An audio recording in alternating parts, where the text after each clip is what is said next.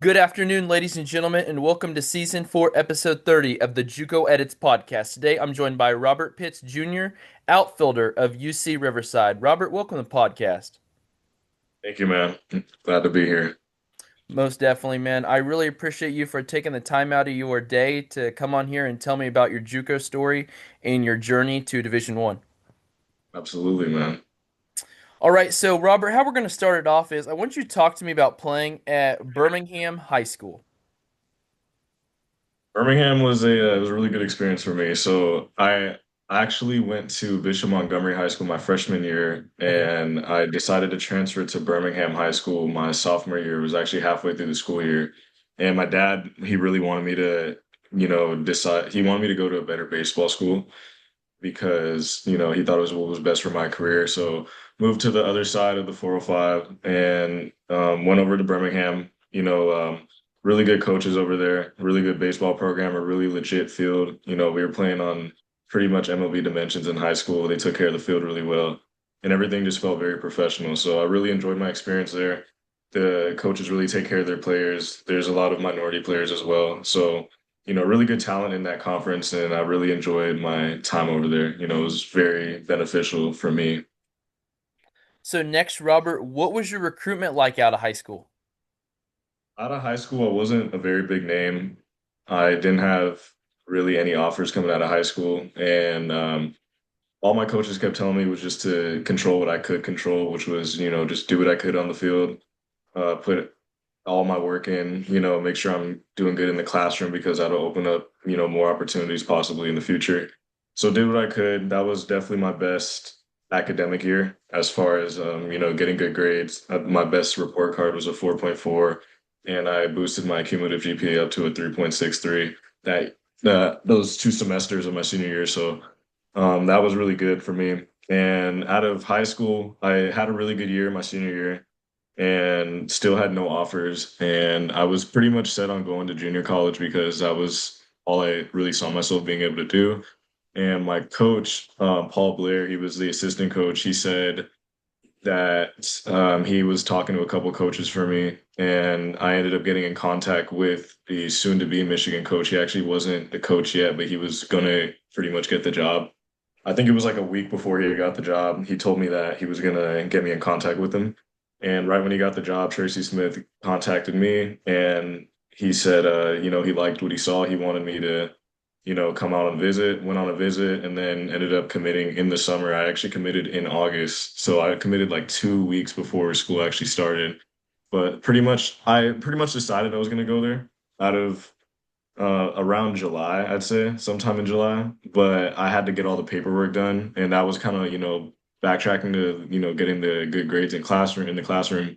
That really helped me to get into the school because, if I didn't take care of my grades, I wouldn't have even had a chance to be able to go to University of Michigan. So that was a really big deal for me. Okay, so 2023, your freshman year at Michigan, there's three games I want you to talk to me about. You appeared in five games as a pinch hitter, but you made your debut versus Texas Tech. Yeah, I made my debut against Texas Tech. I was I made the travel roster, so I didn't make the travel roster for the first trip. Actually, we were supposed to go to Arizona for the first trip. I didn't make it, and then my coach said he really wanted me to be able to go back to LA because that was our LA trip essentially. And since we were going back to LA, I made the travel roster.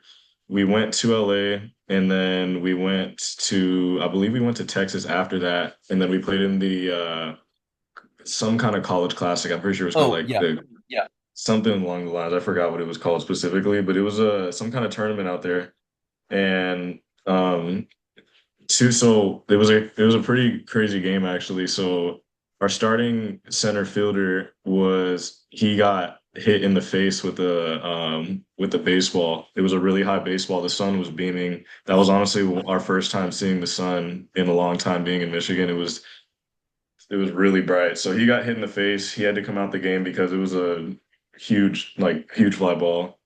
Hit him in the face. Then the next guy up, he pretty much ended up pulling his quad. Ooh. And then I wasn't expecting to play, but I ended up, getting an at bat and I played a couple innings in the field, and it was cool. I ended up striking out, but I took my hacks. I did what I could. I tried my best, and that was my college debut. I wish I could have got a hit or done something. Because honestly, I think back to it sometimes, and if I had had a better at bat, I probably would have had a lot more opportunities that year. But that was that. I'm a big believer in everything happens for a reason, and I'm not gonna pretend like I didn't put work in. I tried my best. I did what I could, and I ended up striking out. But yeah, that was my debut. I enjoyed it. It was a good experience for me. I always, will remember that moment. Penn State. Penn State. So yeah, we had a series. I wasn't getting much playing time at all, and did talk to my coach. I was trying to, not necessarily like ask him for him to play me, but I was just asking him what I could be doing to get more opportunities. And he was always telling me just to try to work harder, in the field and, do what I could in practice. And he ended up giving me some base running opportunities, and that was kind of what I got in that series. I think I had two base running opportunities in that series. We played Penn State, and not much happened. I think I scored a run, ended up scoring a run, but that was that for the Penn State series. That was one of the coldest series I had to play in, or sit through, to be honest, too, because it was really cold and windy that series. I think the feels like was like 23 or something, but the actual weather was just above like the like whatever the mark is. I'm pretty sure you're not allowed to play below like 32 or something like that, but it was Mm. like 33 degrees or something, so it was like we were allowed to play. But yeah, that was a cold series, but still a fun experience for me. And then the last one from that season, Butler. Yeah, we played Butler. I think we were just like smacking him, and then my coach threw me in there to get some at bats, and then I ended up striking out two more times on some what I thought were bad calls. I don't think there's any kind of video of it, but it was one of those like late game experiences, and that was kind of what taught me to never give like an umpire the opportunity to like essentially decide for you. You know what I mean? And I ended up striking. Those were I had three at bats the whole my pretty much my whole freshman year. Ended up striking out in all three of them. And I was very upset about my freshman year, to be honest, after the year was over because I just felt like I had like burnt a red shirt. That was a big thing that a lot of people had always asked me, like, oh, a lot of people always thought I had that year, as far as eligibility, but I didn't have the year anymore. And I always felt, disappointed in the year and everything. But looking back, I really did enjoy my time at Michigan. I learned a lot. My coach, he gave me the opportunity to be able to go there and to be able to learn a lot. And I did learn a lot. I had to move away from home. I lived in LA my whole life, never saw snow, never saw the weather go below. I think the coldest I ever saw was 30 degrees visiting like Arizona before in the winter, but Dang. never saw cold weather, never saw snow. And I had to get dropped off in Ann Arbor, Michigan, in August of 2022. And once my parents left, I pretty much was left out there with nobody. And I didn't know anybody within like a 2,000-mile radius of me, you know what I mean? So didn't know a single person at that school. So it taught me a lot. The whole school experience taught me a lot, so I really do thank my coach out there for giving me that opportunity. I do wish things could have went better there, but it's just a part of the journey. It's a part of my path. And, I learned a lot while I was there. And, it's helped me, it's built me up to who I am today. So 2024, you take the Juco route at Cypress College. Played in 40 games, hit 331 in 11 multi-hit games. So there's multiple teams from the Juco season I want you to talk to me about. The first one, Santa Ana. You want me to talk to you about the team? Oh, like your performance individually, the team, anything really. Yeah, so Santa Ana, of course, is at least at that time was definitely one of Cyprus's, rivals. Of course, all the teams in the OEC in the Orange Empire Conference were gonna be a rival, but Santa Ana definitely had like some kind of little beef that I wasn't really like I didn't understand it too much because coming out of Michigan, I kind of just wanted a junior college experience. I did want to transfer to another D1, but I wasn't getting the opportunities I wanted, and I didn't want to waste time again at another D1. So when I went there, um, I didn't really understand, I guess, the rivalry too much. But once I played them, I really did, get to understand that Santa Ana was, they're such a powerhouse, and so was Cypress. And man, like it was it was a good experience playing them. I remember we traveled for that. So my sophomore year, we went to Santa Ana twice, and then they came to us one time. And just the games over there, man, it was a good experience. They actually did have a little crowd, which was, that was interesting. I'm pretty sure I think that was our first OEC conference game. I'm not 100% sure, but I'm pretty sure it was. And yeah, they had a really good squad. And honestly, playing once we started playing the other Orange Empire schools, I got a really good feel of like understanding that there's a lot of talent in junior college. I Yeah. mean, there's so many guys, especially that conference. I mean, I still think that's the best conference in California. I mean, even Cypress today is still just crazy, and they have such a good history of they get so many guys out.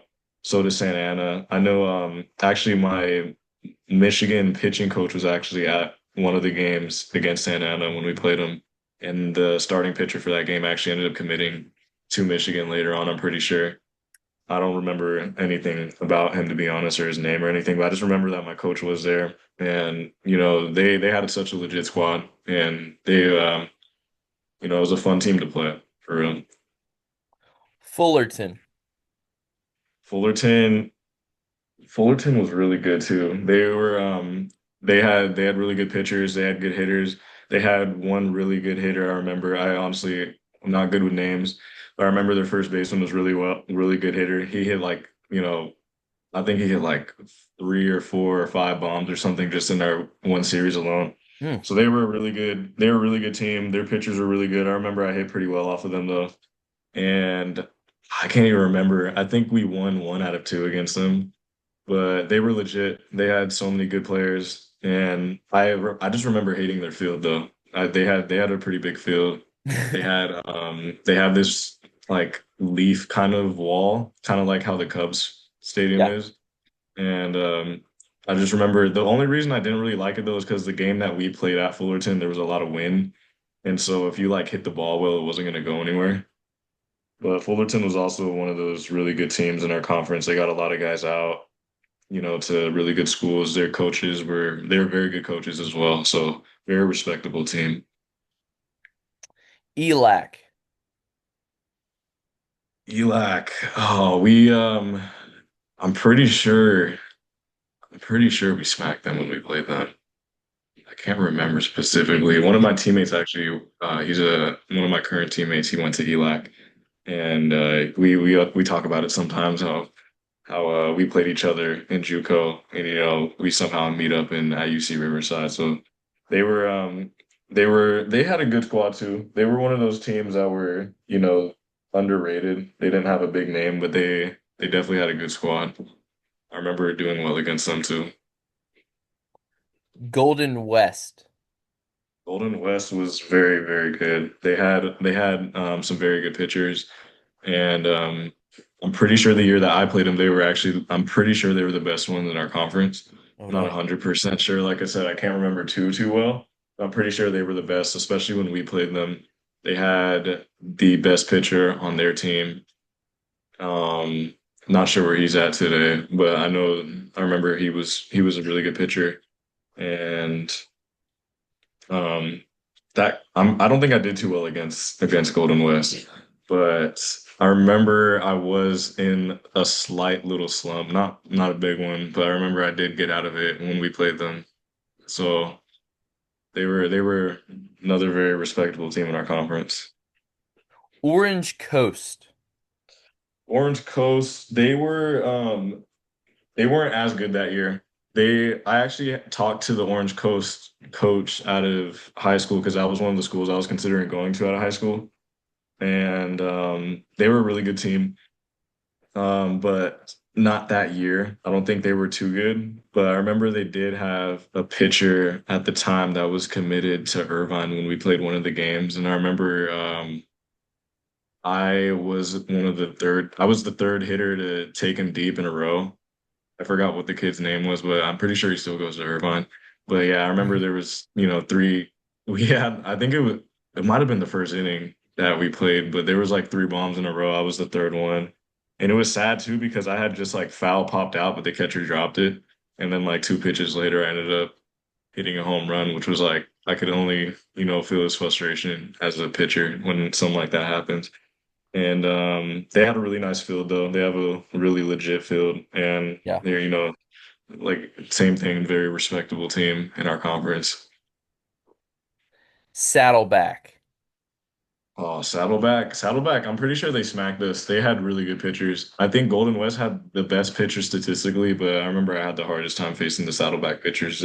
Something about, I don't know, they pitch really well. Their coaches, they coach their squad really well. I just hated how far away they were from us. It was like an hour and some change away from us.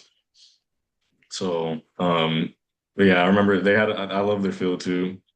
And honestly, all their facilities, that whole campus, just driving on it was like it felt like a university almost driving on the Saddleback campus. It was they had a really good squad though. We definitely did get smacked by them, but yeah, they were legit. LA Valley. LA Valley, we played them in the playoffs, so actually were like we had like a I remember our coach called a Zoom and we had like a 0.1 chance or something of making the playoffs because we did super well in the preseason game or not preseason, the pre-conference games. And then once the conference started, we started losing a bunch of games. So we ended up like I think our win percentage was a little bit above 500, but he called a Zoom like later on after that, told us that we had just made the playoffs and then we were going to play LA Valley. And that was a lot closer to home for me because I knew a lot of guys just from playing at Birmingham, some guys, some old teammates were on the team, some old just players I used to play with growing up. So I knew a bunch of those guys. And everyone thought that they weren't going to be that good because they were not in the Orange Empire. Well, I was always telling my teammates, like, these guys are like, they had a really good year that year. And, just me knowing some of the players as well, I knew how good their team was. And we ended up losing. I'm pretty sure it was a 3-game series and we lost two of them, but Hmm. two really good games. They weren't like, they didn't like smack us. Like, they were two very good games that we played against them. And they honestly just out hit us. They just did a little bit better. They out hit us and out pitched us, to be honest. But they had really good players. They had a bunch of guys go to really good schools. And I also like LA Valley. I've played so many games up there, just playing summer ball up there. Really love their field, all turf field. Um, Pretty big field too, but the ball does fly. So I definitely like that field. Like the program. They had a very good program. What was your recruitment like out of JUCO? Out of JUCO, I had got my first ever offer when it was in October, I believe. So the Orange Empire Conference has this kind of like they have this showcase game pretty much, and all the teams pretty much bring like 5 players, and you just play a game pretty much against like two other teams. So our team was made up of 5 players from Cypress and 5 players from Fullerton, and then a couple pitchers. And then the team we played against, I believe, was 5 Saddleback players, and I think we played against no, not Saddleback. We played Santa Ana, and I'm pretty sure we played RCC. I'm pretty sure that's the team that we played against. Hmm. Um, and I played in that game. I didn't do well statistically, but I put really good swings on the ball. It was just one of those games where you hit the ball right at people hard, and it just didn't go anywhere. But I had 2 steals too, and I got my first ever official offer from Houston, and they offered me a really good offer, and I wasn't ready to commit to a school that early because I hadn't played my season yet, and I just didn't want to, like blow off any other opportunities that could possibly come in the future. Plus, I really, really wanted to play in California because of just knowing the weather Yeah. and then, just being closer to home. I didn't mind, having to be away from home if I had to be because I also did just go, play at Michigan and everything. So it wasn't a big Yeah. deal if I had to go away from home. But that was my first offer. Played this season, didn't get another single offer. I got contacted by some NAIs and a couple of D2s and some D3s, but I didn't ever see myself as a D2 or D3 player, to be honest. And I'm not a super egotistical person, but I just never saw myself playing at that level. And I knew that something was going to happen because I had put so much work in. I had a good year. I definitely could have had a better year, but I didn't steal really many bases. I only stole three bags. And I think my coaches just weren't, they didn't really run the program that way too much. They didn't run the program to like steal bases as much. But ended up um getting my offer from UC Riverside right after school was over. So we had just started summer ball and like it was the very beginning of June. Got a call from my coach, Justin Johnson, and he wanted me to come visit. So I went on a visit and I was definitely a little hesitant to like consider it because my ego kind of was in the way a little bit because it's not a very big name school. And I thought that I had a better season to where I could have probably went to better schools. But then once reality kind of kicked in for me, I realized that, this school is a D1 school. They're in the Big West Conference, which is arguably one of the best conferences in California. Right. And, you know, play good schools, and I really liked the coach. I really liked him. It was first impression, so it was very easy to like D1 coaches off first impression. But I liked him. My dad liked him, which is it's hard to impress my dad too. So it was important to me that we both had a good appreciation and good feel for who he was. And I he gave me a couple weeks. He said no rush to commit, but he said, you have like I think he gave me like 2 or 3 weeks or something. He said, and if not, then they're gonna, try to recruit other players. And I talked to my coaches and different people, and some people were saying to try to wait around for better opportunities. But then I committed like the next day after the visit because I was like, nah, this is, a really good opportunity. CR was only 60 to 70 miles away from me from home. So it was pretty much everything that I had asked for. And it was right in front of my face to be able to commit.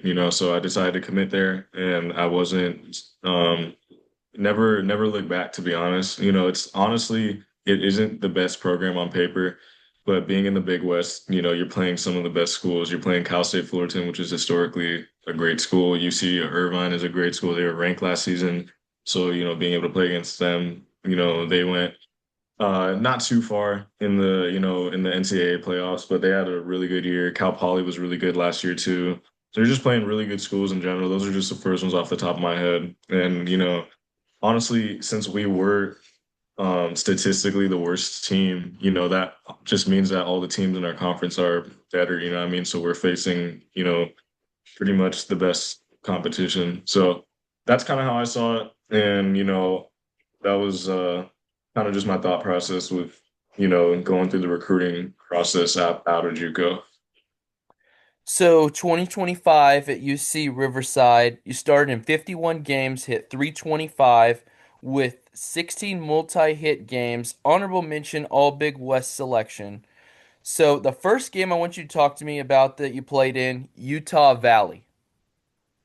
Utah Valley, we opened up with them last year. They were surprisingly really good.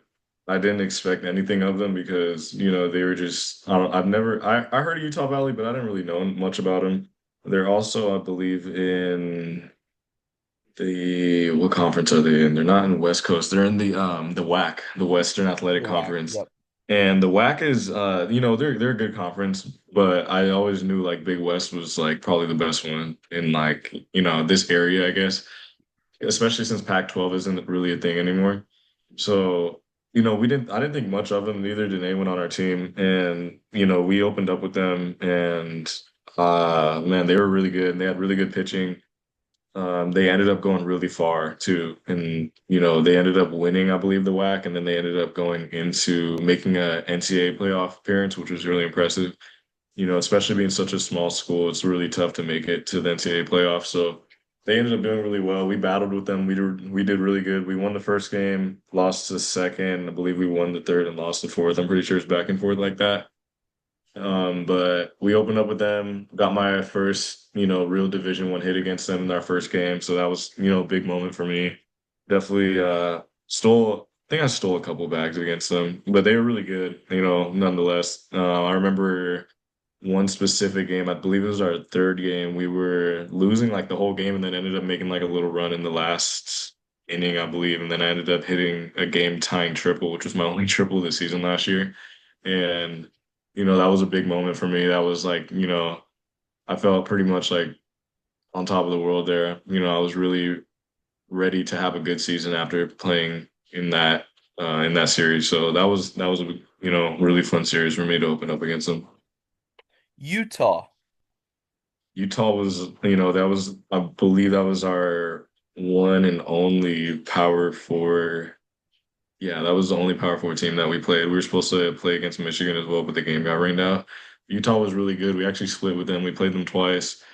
They they had a really good team too, and I'm pretty sure we got smacked pretty hard against them in the second game. But at the first game, we did come out and beat them, and that was pretty cool for us. And we had a lot of potential. I saw a lot of potential in our team, especially once we were around that time. We were, beating CBU as well. So that was pretty huge because Utah came and they played against us and CBU. That was kind of like their little trip out here. I don't remember what other schools they played, but CBU is really close to us too. So, we were doing really good against Utah. So I was very proud of, us and seeing what we could do. We can beat big schools like that. And they're not like a huge baseball program school, but just the fact that they are I believe they're in the Big 12. The Yep. fact that they're in the Big 12 says a lot that, if we're beating Big 12 competition, then we have the potential to do very good. So I enjoy playing against them a lot. Okay, now a team like you just talked about, California Baptist, and we've got to talk about this series because man, you went off. Yeah, so our first game against CBU, we played at CBU, I believe, and CBU, they had a really good team last year. They had a prospect on their team, I believe, that was supposed to be, he was a high draft prospect. I don't remember how high he was supposed to go. They had a really good, I'm pretty sure he's their center fielder, and they had really good pitching as well. And honestly, just being at their field, it's like down the street from us, to be honest, but they honestly have much nicer facilities, and they have, a big scoreboard and everything. And playing against them was fun. I remember I had um, a leadoff push bunt against like a right-handed pitcher, which was like pretty funny to me. But I knew no one was expecting it, so that was why I kind of decided I was going to do that in that game. And I'm pretty sure I was my only hit that game. But playing against them was really fun. And then the second game was, I think, after playing Utah. I'm pretty sure we just got beat by Utah, and we decided we were going to play. We had a doubleheader, so we played CBU like an hour later or something, and that was right before our Hawaii series as well. Yeah. And I ended up that was when my average was below 300, and I've never really been a below 300 average hitter, but my average was like 280 or something around that time. So I was doing all right, but I wasn't up to the standard that I wanted to be at yet. And then that game kind of like really broke it open for me because I had four hits that game out of five at bats.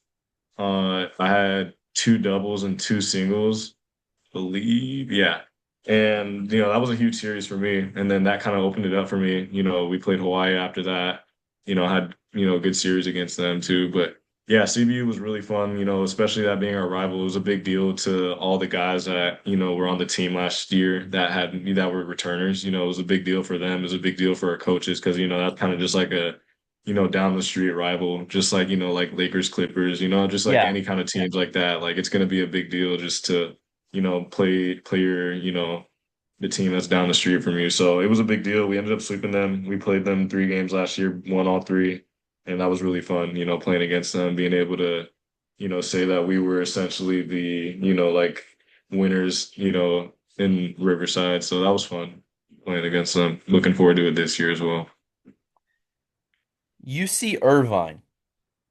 UC Irvine, so I was injured in that series playing against them, and I was really, disappointed that I was. I had some hamstring injuries, so I wasn't able to play the field. And, that was tough for me, but, I didn't hit too well that series because that was a big part, not being Yep. able to play the field and really was like kind of messing with my mental a little bit. And I love playing center field. I love being able to run around. I love being able to, steal bases and, just do anything that requires my legs. So I didn't play too well against them. I didn't hit too well. I had one big hit, but I didn't play too well against them in the entire series. But it was really fun to play against them, seeing how good they were. They had so much talent last year. And of course, I mean, they're always going to have good talent, but specifically last year, they were very good. And, just being able to play against a ranked team, in America was, a big deal for us because, of course, they're in our conference. We're going to play them, UCR is going to play UCI every year. But, they were really good last year. Fun playing against them, seeing how good they were. I was honestly proud to see how far they went. But yeah, that was a fun series. They have a really nice field. They have, good scenery. Everything's good at that school, to be honest. Really, really good area. Love the their scoreboard. They have like a nice little like hill that a lot of fans like to sit on and everything. So it's cool. It's a fun field to play at. Long Beach State and Cal Poly. Long Beach State, that was a fun series for me. I knew some of the guys on the team, so it was fun to play against them. They had a pretty good squad last year. I don't think they ended up making the Big West playoffs, but they had a good squad. I definitely had a couple of, good at bats against them. I had a couple hits, boosted my average a little bit in that series for sure. They were fun. That was definitely a fun school to play against. Really looking forward to playing them this year, playing at their field. I've been to a couple of games at Long Beach, growing up and stuff like that. So being able to play on that field will be fun. This year I'm looking forward to that. And Cal Poly, that was one of my best series as far as like, just having a good time. I was kind of battling through injuries, unfortunately. It was just with my hamstrings. I was kind of with hamstrings. It's like once you mess them up, it's kind of hard to get them to heal Yeah. back if you don't really have the time. And I don't really have much time, but I didn't want to sit out. I wasn't going to sit out of games because of it. So I was battling through injuries. That was our last series of the year, but that was definitely a really fun one for me. I ended up getting a couple homers. I had a couple good hits, couple big hits. We didn't end up winning. We got walked off by them in our second game playing them, but they were a really good team. They ended up winning Big West playoffs. They ended up going, to Oregon for the NCAA tournament. So good for them. That was a fun team to play against. They made a really good run last year. They had a really good squad. Their hitters were really good last year. That was the big thing. Their pitching was good, but it wasn't the best in our conference, I wouldn't say. But their hitters were legit. I mean, looking at their scoreboard when I was in center, just seeing like, their leadoff guy was batting like 380, next guy's batting like I don't know, like 400 or something. That Yeah. guy's batting, like their lowest average was like my average, and I had the best average on my team. So that was pretty crazy. It was just they had such good hitters on their team. So we really had to be ready in the field for anything at all times. Really, that was also the most fun field I played at, in my opinion. They had a really big crowd. They were definitely doing a lot of trash talking throughout the entire game. And it was fun for me because it's cool to like kind of prove them wrong, when Yeah. like especially like hitting a home run when there's like a whole crowd against you is like it's a pretty good feeling. I honestly say I'd like it more than hitting one in front of like my own crowd because it's just like nice to like, kind of like you feel kind of like a little bit of tension that gets like released. Like you just kind of feel like you're that guy in that moment. You know what I mean? So it was fun. I hit two home runs in my very last game of the season against them. So that was definitely a good moment for me. I wish we could have won the game, but it was a fun series overall. A really nice area too. I like that area. So, what are the lessons that you learned from this past season and your expectations going into 2026? Learned how important it is, number one, how important it is to take care of your body. Of course, I played in Juco and we did play, similar amount of games, not quite as many, but we did play a similar amount of games. But you have a lot more breaks in Juco. The series that we played in junior college was we essentially played Monday, Wednesday, Friday. Sometimes we had two games in a row. Sometimes we'd go Monday, Thursday, Friday, or Monday. Maybe we had games on Saturday sometimes before like conference. But you had breaks in between games, and at the D1 level, you go Friday, Saturday, Sunday, and then you're gonna have a midweek sometimes on Tuesday or Wednesday. Sometimes we had five games in a week, and we're gonna have that again this season, So then sometimes there's double headers, and you got to really take care of your body. A lot of people don't understand how much baseball does to your body because you're playing for so long, and yeah, you're not running you're not doing a lot of running, you're not doing a lot of, like activities that are really straining to your body too much, but you really have to take care of your arm and you really have to take care of your legs because they're really being used a lot more than you'd think. So that's one of the biggest lessons that I learned was I really had to, that it taught me a lot last year how important it is to really take recovery serious, Mhm. to really make sure I'm eating properly because that's a big thing too. You can't just eat whatever you want. The things Yeah. that you eat that go in your body are essentially what's going to be supporting your muscles. So that was a big deal for me, learning that, having the hamstring issues, because I never had hamstring issues before. So having those hamstring issues that really taught me that my legs were kind of going through, a lot more than they're used to. And I was losing a little bit of weight as well during the season. So that taught me, that was the first thing it taught me was to really take care of my body. And then another thing was that, I saw a lot in myself. I saw a lot of potential. I've always seen myself as a very good baseball player, but being able to, play against really good teams, playing at the Division I level, that was my first year really playing D1. Of course, I did play at Michigan, but I didn't really, play that much. Yeah. So that was my first time really playing against it. And, being the guy on that field, being a guy that, my teammates were looking up to, being a guy that, they're asking me questions about what am I doing? What could I be, what could they be doing? But, just asking me for like questions. So kind of taking somewhat of a leadership role. I've never been too big of like like that leader guy, but I'm definitely a glue guy as far as, keeping the team together. And, so it was just that I saw a lot of potential in myself. I knew if I didn't deal with the injuries, I could have had more stolen bases, and I still did lead our conference with stolen bases with 22. So that was, important. That showed me like if I led the conference and I still, I led the conference with 22 bags, that showed me like, if you like take care of your body, if you do the right things, you take, even better precautions and do better preparation for this next upcoming season. Like Right. what could I do? I could do so much more, you know what I mean? So kind of tying those two together was like seeing my potential. I wouldn't by any means consider that a bad season, but I also wouldn't consider that, that good of a season for me. I think I could have definitely done more. I definitely could have, had better numbers. And, I just saw a lot of potential essentially in myself. I know I could do more. So, I'm really excited for this next season. I've done so much preparation, a lot of strength work to, get my body in really good conditioning. And, I'm very excited for this, upcoming season. I have very high expectations for myself. And, have very big plans for my career, so I'm very excited, for this next season. What is your welcome to JUCO and welcome to D1 story? Welcome to Juco moment. So it actually wasn't in a game. It was just going for Juco. It was just going to school and seeing, once we had our first practice, just seeing some of the guys' swings, I was like, these guys are legit. Yeah. Like just because they're in JUCO, they obviously something happened in their stories, in their paths in which they didn't get, recruited or seen by the right people. And just like literally our very first, like we had like an inter squad or something, and just seeing, like some really good pitchers and seeing some really good hitters take those good pitchers deep and things like that. So I just saw some really good players, and that kind of helped me to realize like, okay, like just because I went to Michigan doesn't mean anything. Like I'm in JUCO now, I'm at the same level as these guys. We're all trying to do the same thing here. We're all trying to get to the next level.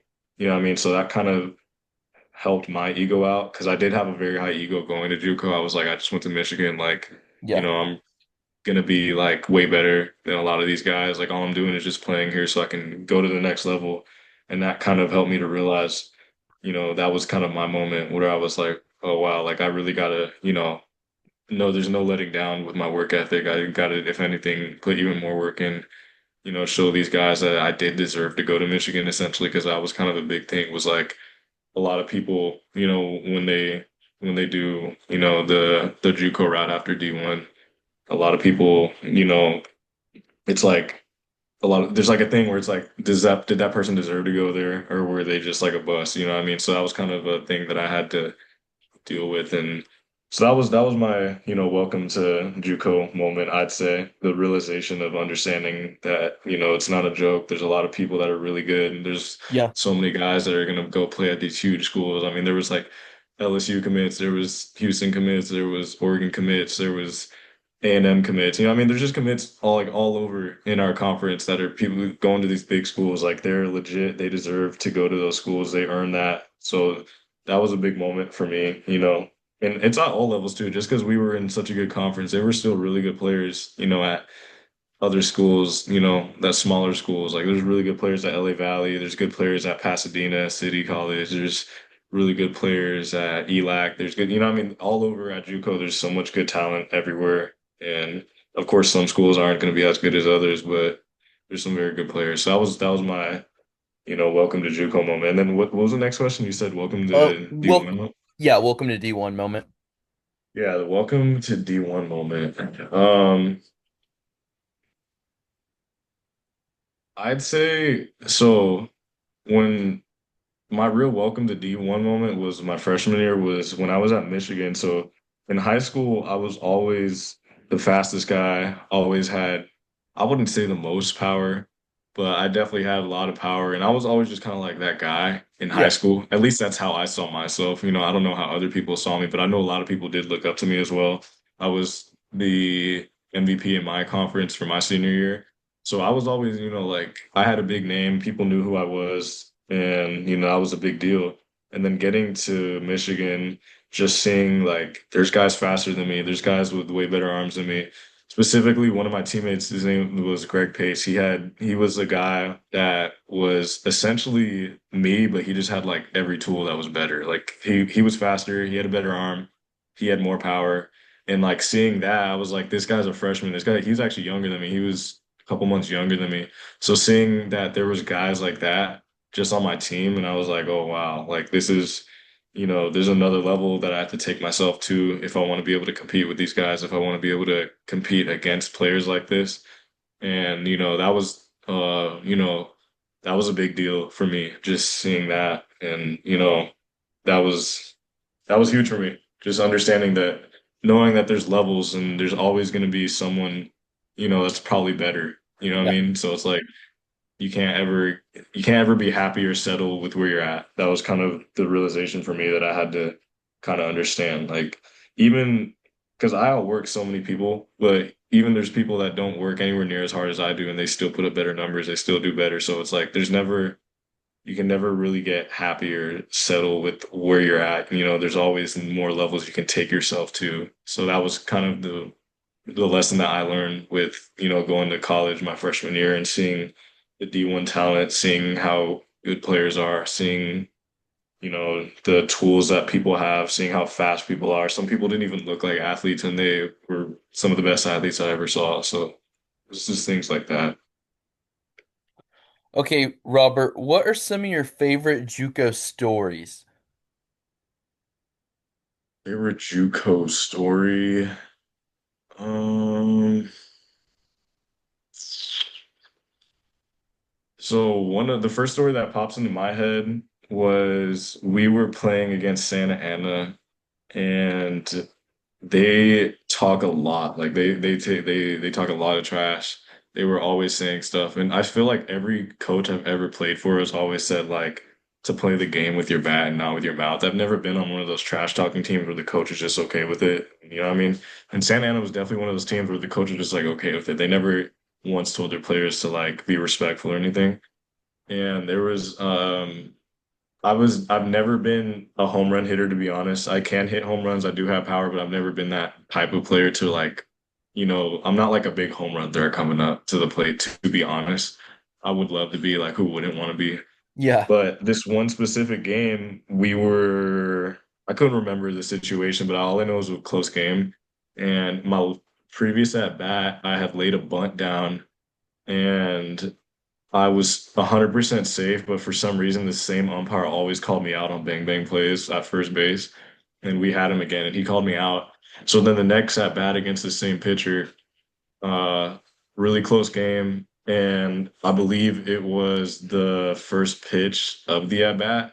and he threw me a fastball up in it, and I've never seen myself hit a ball this far in my life. Like I hit the ball so far, and this is my first time ever pimping a home run. This is like probably the only time I've ever pimped a home run. I like hit it super far and then walked down the baseline and then like threw my bat, and then that was like a big deal to me.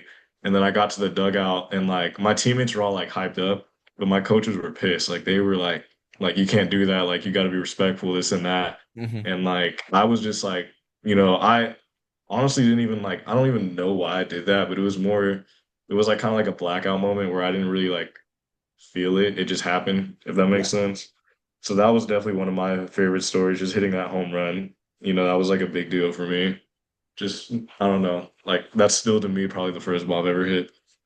And then one of my other favorite stories, which is this was definitely my favorite story, was it was like in the beginning of our season. We were playing El Camino College, and I hadn't been playing too well. I'd earned the starting spot to play center, but there's so many other good players on our team, and I wasn't doing too well. So I was kind of like my playing time was kind of being played with like some other guys and stuff like that. And I was still getting at bats, but it was more like, sometimes I like in the first couple games I didn't start in like every game in the first couple. And this one specific game I didn't start, and our leadoff hitter, he was a really good hitter. He ended up popping out in one of his at bats, and he walked down the baseline or something and like didn't jog it out. Like he didn't like sprint. He just kind of jogged it out. And our coaches were always big on like, run everything out. You never know if it was going to drop or anything. Yeah. And then they ended up taking him out the game because they were just pissed off with him because he wasn't, you know, cooperating, I guess. He wasn't Yeah. being respectful of the game and everything. So they ended up taking him out. And then they ended up putting me in to play in his spot. And then I ended up getting two at bats. My first at bat, I ended up getting a hit. I got a single my first at bat. And then the second at bat, I came up in the bottom of the ninth I was a leadoff batter. So it was a tie game and I was the first batter. And then I ended up hitting a walk-off home run to the like left center field against Elko. And it was crazy because it was a game I hadn't even started in. And I ended up hitting a walk-off home run. And so that was a big deal for me because, that was like huge for me. I was like, Yeah. wow, like I didn't even start this game. I had no expectation for myself. My like whole just demeanor was low. I wasn't like in like I wasn't gonna be that guy that wasn't gonna like support their team by any means, but I was still, you're still gonna feel a level of disappointment when like, you could be playing right now or you could be doing big things, but you didn't earn that right, essentially. So that was a big deal for me. Definitely my favorite moment. I didn't even feel like I hit the ball that hard, to be honest. I thought it was just like a pop-up but once I started seeing the videos, I was like, wow, I put like a really good swing on it. The ball flew. I mean, it wasn't even like a wall scraper, like it went way over, but it didn't feel like that off the bat. But it was one of those like blackout moments again where I was like, dang, like, every time I've ever hit a home run, I was never trying to do it. And that was just like one of those, it was like a pretty crazy moment. It was like a curveball too, and like I don't know. It was just crazy because like curveballs, like I don't Yeah. know. I don't really like. He had thrown me one before. I think that's probably why I saw it pretty well. But yeah, it was a good story for me. That's definitely, those are the two stories that pop in my head. And of course, yeah, they're like home runs. People aren't gonna forget home runs too often. But the walk-off one was definitely a really big deal to me. That was definitely one of my favorite stories. And after that, I never got taken out the lineup, so that was a big deal for me. To do that. So that was cool. Toughest pitching staff that you faced in JUCO and D1. I believe the toughest one for JUCO, I'm pretty sure it was Golden West. They had really good pitchers. They um they had like some of the best numbers. Like they had the lowest ERAs, I'm pretty sure. So I just remember definitely having, struggles against them. I still did get some hits off of them, but their pitching staff was pretty legit. I'm pretty sure their coaches were, had a big reason. They had a lot to do with that. A lot of pitching is, like who's calling it and, who's teaching the pitchers the right ways to pitch. Because a lot of pitchers in JUCO, they just kind of throw, they don't pitch. And there's Yeah. like a huge difference in like, just because you know how to throw hard doesn't mean you know how to actually pitch well. So they were one of those teams that did throw hard and they knew how to really pitch well to pretty much every hitter's weakness. So they were definitely a tough one. And then for me, for college, for D1, I honestly want to say Irvine, Okay. but I'd probably put UC Santa Barbara as a really close second. Yeah. They had really good pitchers as well, but I definitely just struggled more against the Irvine pitchers because they pitched really well. They didn't honestly have too many guys that were throwing like gas or anything, but they were just pitching to my weaknesses really well. They got me to ground out a lot. They got, just a lot of weak contact out of me, strikeouts. I believe their Friday guy was really good. I faced him in summer ball, and I remember just he had a really good curveball, and I was really late on his fastball for some reason. So I just remember struggling against him. Maybe it had something to do with my hamstrings being weak that series. 'Cause that was kind of when I had initially. That was when I first got the injury. And I was definitely struggling even to hit in practice because I didn't realize like you use your hamstrings in hitting. I really didn't. I Yeah. honestly didn't know that. But yeah, I was, struggling to hit in that series. And then put UC Santa Barbara as a very close second because their Friday, Saturday, and Sunday guy was just they were all legit. Their Friday guy ended up getting drafted and like second overall. Their Saturday guy was honestly didn't I have no idea who that guy was, but he was legit. He was pretty much sitting like 93, 94 the whole time, which isn't crazy or nothing, but he was just a good pitcher. That's what matters more is like how good can you pitch. So he was really good, got some weak contact out of me. And then their Sunday guy, he was legit too. I'm pretty sure he's a really high prospect this season. I think this is junior, so this is his draft year. So they had really good pitchers, saw 100 miles an hour multiple times against them. And, their pitching coach, he teaches a really good changeup. So they all had really good changeups. Even their bullpen guys, like they just all threw good changeups. It was pretty crazy. So that's what I'd say was Irvine and put Santa Barbara as a really close second for this year. Okay, then now, Robert, I have a couple topics in college athletics I want to know your thoughts on. The first one is what is your thoughts on NIL?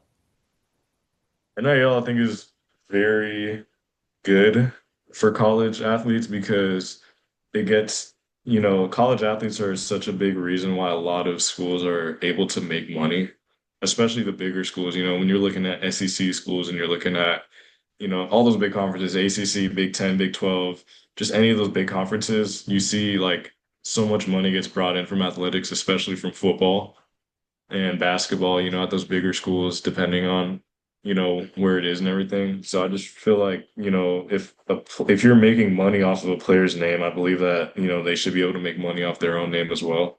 So I think that's definitely, a good opportunity to allow student athletes to be able to make money just off their own name. I do think some of it's a little crazy. There's some college athletes that are getting paid more than professional athletes. I think that's a little crazy, but if they earn it, it is what it is. If a company's willing to pay them that money, it is what it is. You know what I mean? I think it's I think NIL is good though. I think it's crazy how like, there was like the thing with like Reggie Bush where he like got like a Heisman taken away and everything. Like that's so Yeah. crazy to me, like for getting money and stuff like that. And he was just I don't know the whole story to be honest, but I just know little things like that happened in the past and stuff like that. I think it's important that players should be able to I feel like I feel like it should just be like a human right to be able to make money off your own name if your name is valuable enough to get money from it. So that's how I feel about NIL. Okay, and then the last college question I have for you is what is your thoughts on the extra year of eligibility rule? If you're a senior, there's a chance you get granted or denied the extra year. The extra year, so in general, I think it's cool. I don't have too much against it, but I do feel like some people are in college a little bit too long, especially from athletes or from their like athletic, like from their athletic background. So maybe like, I've heard of, a lot of football players, basketball, just any sport in general. It's not like Yeah, a specific sport, but there's like so many different reasons that people are in college when they're like, they're playing college athletic. They're in the college athletics at like 25 years old, 26, it's things like that. It's like, I don't know if it should go that far. When it's like one extra year, maybe you wanted to redshirt a year because you weren't going to play and you're going to play like a fifth year or something like that. I think that's fine. I don't have like any problems with it. I do think it's a little crazy when people are in college for that long though. Once you start going to 6, 7 years, 8 years, sometimes some people are in college. And it's honestly like, you know, I feel like if I was a regular student, I'd feel that it's like unfair because, they're getting free college for that long. They're still getting, depending on, like I said, the player and, their scholarship or whatever their financial situation is. Some people are getting college for free for, 6 years sometimes, 7 years sometimes. So things like that. And it's like a little crazy, I guess. But, I'm not too against it. But from like a personal standpoint, I never saw myself going to college for more than 4 years. I never saw myself redshirting unless I had to for an injury. But, I never really wanted to go to college for 4 years, especially being a baseball player and trying to get drafted and trying to eventually be a professional one day. You know, it's the chances of getting drafted once you turn later than 22 are just really low. You almost have to go to indie ball if you're getting that much older. And it's like not even like there's not even like a point in trying to, try to play professionally if you're staying in college for like 2 or 3 extra years after your 4 year, regular time that most people go through. So, I'm honestly like, could I have probably tried to redshirt my freshman year? I probably could have tried to and probably could have gotten it back because I didn't really play much at all. But like I said, I never planned to stay in college for more than 4 years. I just wanted to get, a bachelor's degree and wanted to, you know, play professionally, get drafted. Those are my goals. So, I think I'm in a good position for that being 21 years old. I'll be 21 years old at the draft. And, that's like, I put myself in a good position. But if I were to redshirt and then, possibly play next year and this and that, then now I'm 22. Now there's so much higher expectations for a 22-year-old, because there's so Yeah. many 22-year-olds in minor leagues that have been playing professionally for 4 years already that got drafted at high school. Now they're 22 with 4 years of professional experience, and you have 4 years of college experience. And some of those years were injured years where you weren't playing or you redshirted for whatever reason. So that's kind of how I know, scouts are seeing it. So that's why it's so much tougher to get drafted as an older guy. So I don't know. That's kind of my opinions about it. I don't think it's like too big a deal, but I don't know. I find it crazy when people are playing, once past like 24 years old, 25 years old sometimes. What advice do you have for JUCO players and high school players trying to make it to the next level like you have? So something I mentioned earlier was just, something I learned was always to control the things that you were in control of and, let all the other things, they just have to happen.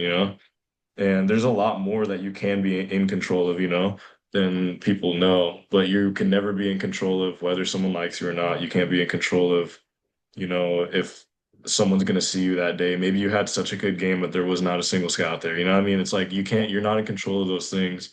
But what you can be in control of is, maybe I can post those things on social media. Maybe someone can see it if I give that a chance, but just being able to, that's like the biggest thing I would say is controlling what you are in control of. How much work do you put in off the field?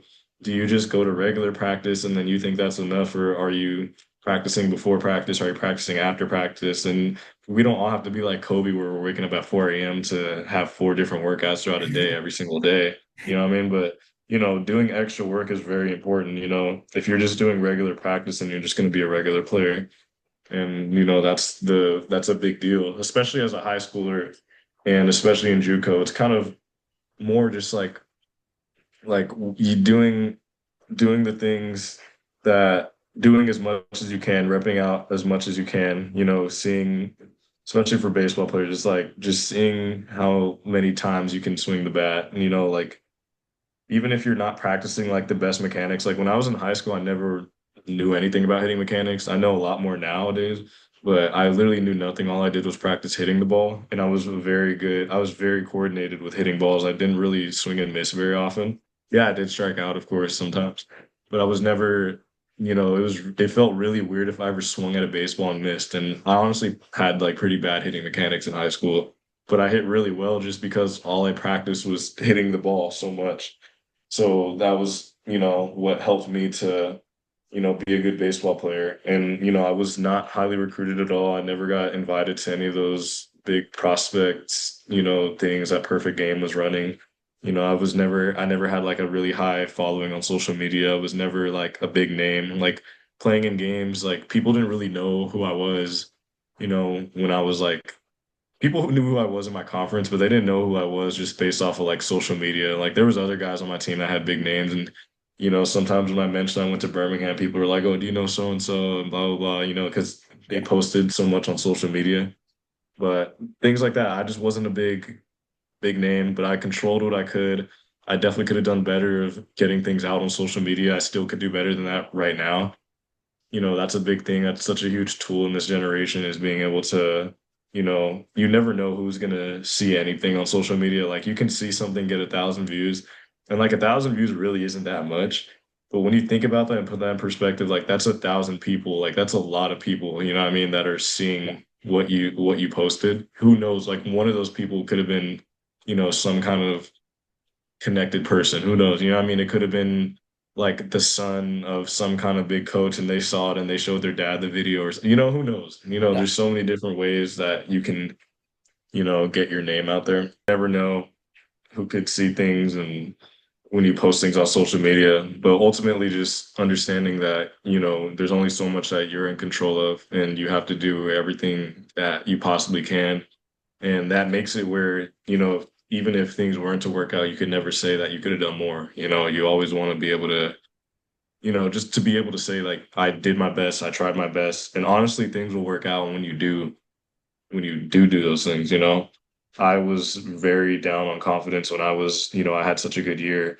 And I took that advice of like controlling the things I could control. I did put so much work in and, was, had a great season. And then, throughout the season is like I'm hearing some teammates that are talking to different schools and they're not even having anywhere near the year I had. But, they had bigger names in high school. And then same thing in junior college, like hearing other guys that were getting calls and stuff like that and they weren't doing as good as me. But sometimes guys have better, like maybe they have a better body or something that they have a more projectable body. That's what people like to say, right? Like they're taller, maybe they have more potential that coaches and stuff were seeing. But I took that advice, ended up, figuring out a way to somehow go to Michigan, and then at a JUCO, same thing happened. I didn't get any kind of calls until after the season was over.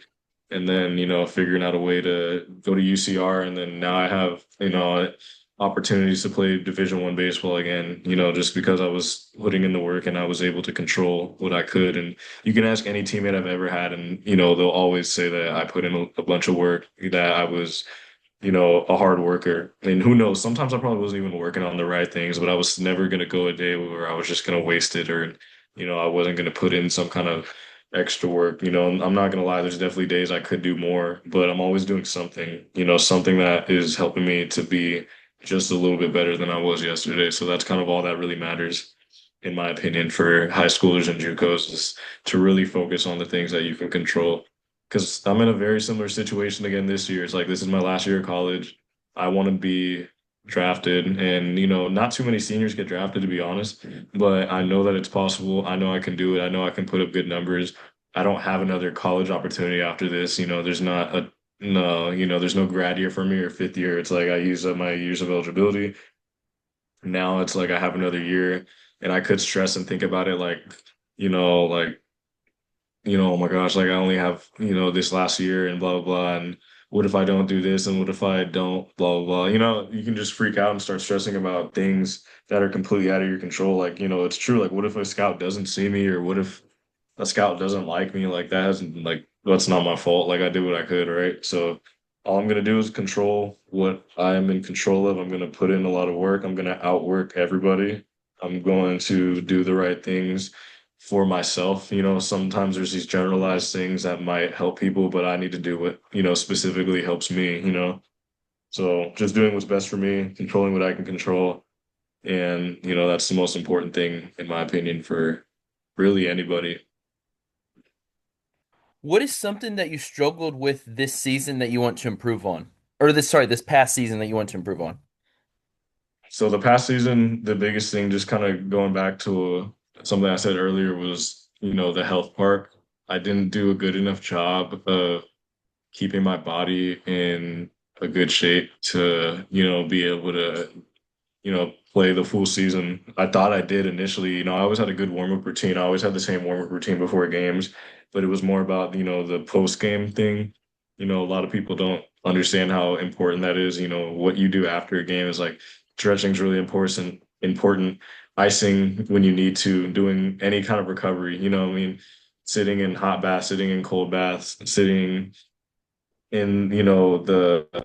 in the like in the training room when you don't want to, but you have to go there to, get recovery, and maybe you have to sit there for 30 minutes, doing cupping or any kind of like scraping, just any kind of recovery is really important. And the diet side is really important too, because it's really easy just to think like, oh, I'm young and I don't need to pay attention to my diet. I can go eat whatever I want and, I'll be fine. And that's true to an extent. Like you don't really have to pay too much attention to like how many calories you're eating and stuff like that. But it's really important to get the proper amount of protein and having your body, be as healthy as possible for the next day, because you would just want to give yourself as many opportunities as possible, especially, you know, honestly, anyone in college. Yes, I'm a senior and this is my last year, so I, of course, don't want to get injured.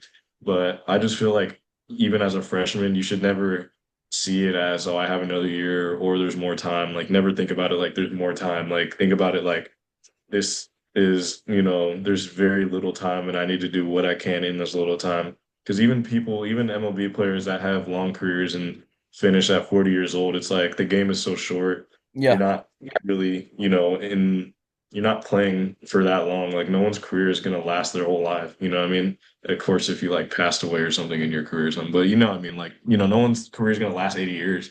You play for professionally maybe 10 to 20 years and then you have a whole nother half of your life that you have to live. You know what I mean? So it's like never think about it like, oh, there's more time and no, I can just if I'll have more time to do this later. Like don't think about it like there's more time later. Like even freshmen should be thinking like, I need to get as much done as I can right now. What if this is who knows? No one knows their last day playing baseball, their last day on earth, their last day of anything, you know what I mean? So that's kind of how I feel about all that stuff.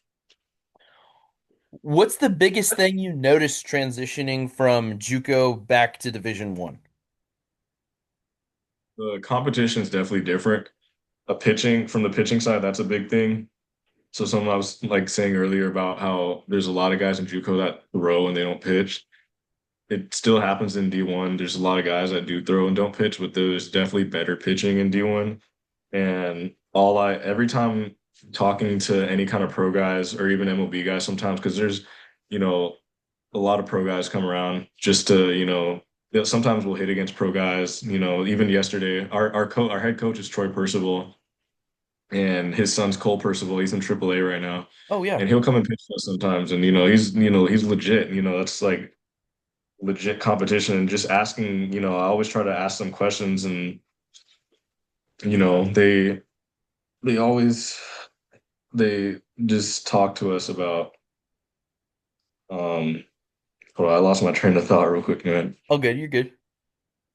All right, what was the question again? Yeah. So I can get my train of Yeah, thought. yeah. I said, what was your biggest transition? What was the biggest thing you noticed Oh yeah, transitioning yeah, yeah. from? Okay. Yeah, yeah, Yeah, I remember, my bad. So just even talking to them and stuff, it's like, they understand like same thing, even though he's a pitcher, he talks about how, the hitters get so much better. Every level you go to, the next level from D1 to, indie ball or from D1 to pro ball, yeah. from single A to double A, from double A to triple A, like there's levels to it. And so going from JUCO to D1, I saw such a big jump in like, the pitchers were better. Like they were so much better at hitting spots. They're so much better at pitching to your weaknesses. You see much less, like good pitches to hit. You know what I mean? They're really good at pitching to your weaknesses. It's like I remember literally like there was a little stretch in my season last year where I was like always swinging at like curveballs that were like low and away out the zone. And I remember just like after doing it one time, every team would pitch to me the exact same way until I made an adjustment. And sometimes I made adjustments really quickly. I was able to make an adjustment within like a game or two sometimes. But sometimes, I was getting pitched the same way for like 10 games or something, and I'm wondering why, but they do their research. You have there's synergy and you can see everything on synergy that you want to. Like you can Yeah. look up anything about a player.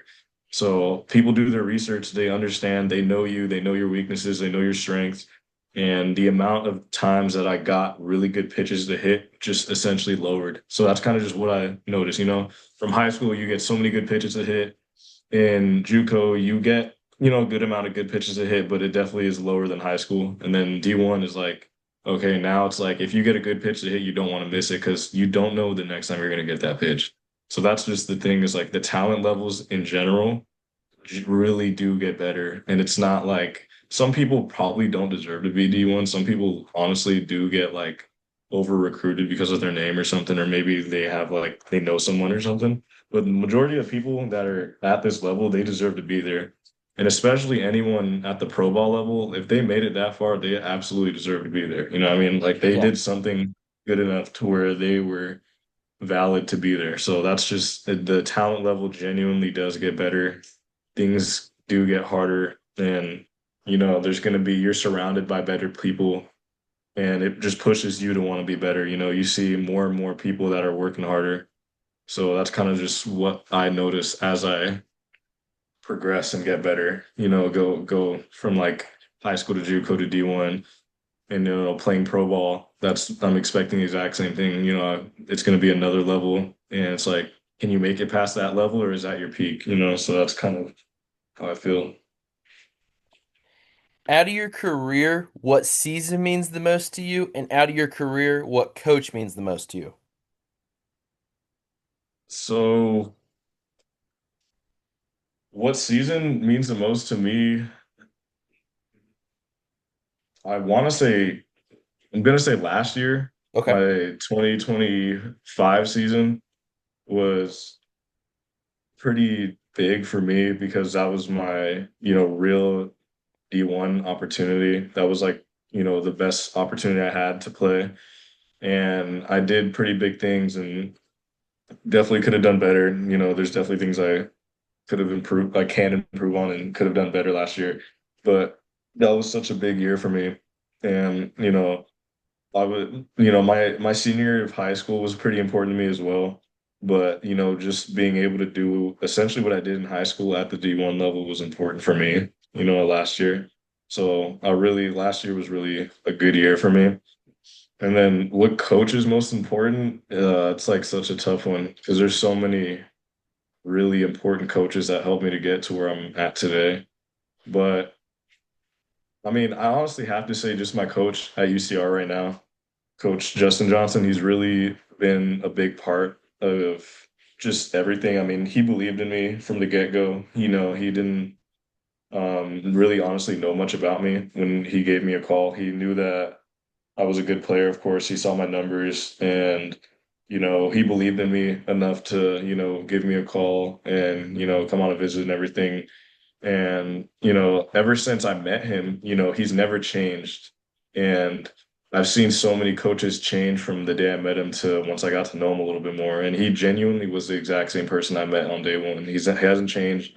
He's acts the exact same with everybody. It's not like he doesn't pick favorites and is like, oh, this is like the guy that's gonna be like playing every day because of his name. Like I genuinely like if I don't do that well initially, like he's not gonna play me. You know what I mean? He's not gonna Yeah. play me just because I had a good year last year. Like of course I'm gonna have somewhat of a leash because I had a good year last year, but he's not gonna just automatically play me in every single game if I start doing bad. There's other guys on our team that are good.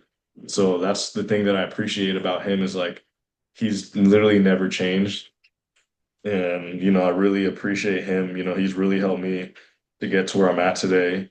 And he's not just a coach, too. He's honestly a very good person just to talk to in general. Like, I could definitely be his friend if I wasn't, like, he would definitely be a friend of mine if I wasn't, one of his players.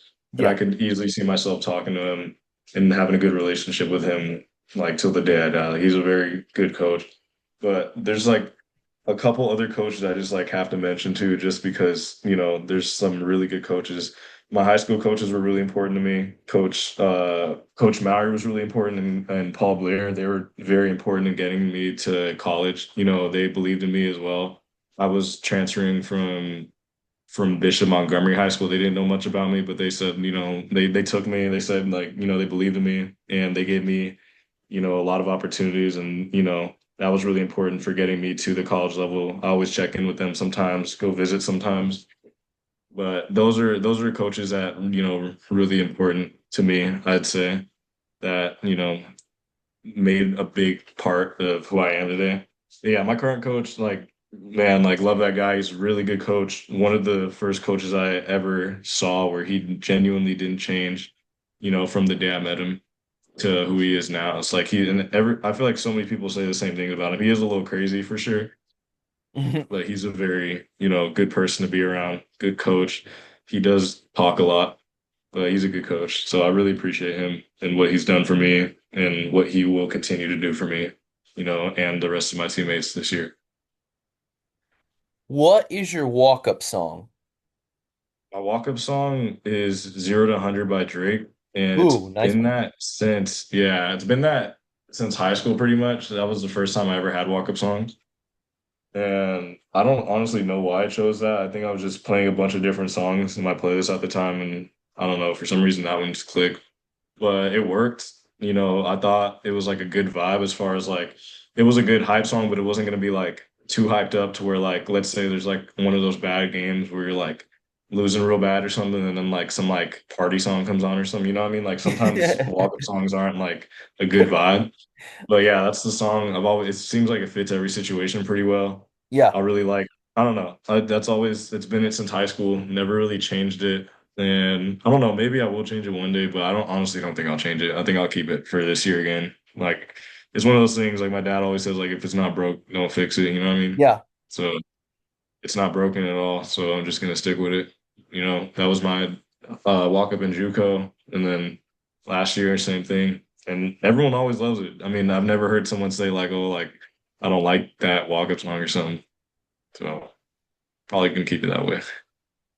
All right, and then the final question that I have for you, Robert, is what three people do you know in D1 or the minors that went JUCO that you'd want to see on my podcast? Three players. Okay. One of my one of my junior college teammates, his name is Albert De La Rosa. He's from Dominican. Okay. He'd be a, I learned a lot from him. He was a one of my good friends, one of a really good teammate of mine from JUCO. He goes to University of Maine now, and he Ooh, dealt with bet. an injury last year, I know. But he was a good guy. He's definitely probably the first person that comes to mind. One of my old teammates from Michigan, his name's Nate Voss. Okay. He's a catcher. He goes to Penn State. Could definitely talk to him. There's one guy. He went to Irvine last year, Colin Yeaman. He's a really good Okay. player. He was like the best player in our conference last year. So I've talked to him a couple of times. He's a really good player. I don't know too much about him, but he was definitely like the best player in our conference last year. He went to College of the Canyons. I played against him, College Okay. of the Canyons, and at Irvine. And he got drafted by the Orioles. Perfect. So he'd probably be a good one too. Perfect. Those are the three I'd probably pick. All right. Well, Robert, I really appreciate you for your time today, man, and I really look forward to watching your senior year, man. I wish you best of luck. No problem, man. I appreciate you. Appreciate the opportunity and the good conversation. Most definitely, man. Have a great day. All right, you too, Aiden. Thank you. You're welcome.